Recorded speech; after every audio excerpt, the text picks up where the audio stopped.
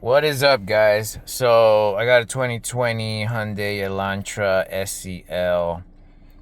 Um, Basically, I just want to know, like, when I put my car on reverse, like, listen, like, I have my foot on the brakes, right? On the brake, I should say. Um, it makes like a weird noise. I don't know if you guys can catch it. Like, let me put the phone down here, maybe. Hold on.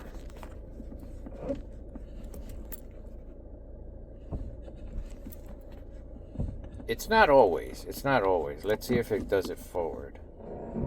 Oh, yeah. Yes, that was pretty damn loud. Okay, let's try it backwards. Yeah. So I don't know. Is that what do you guys think that is? The brake pads, the rotors, or I mean, it's definitely something with the brakes.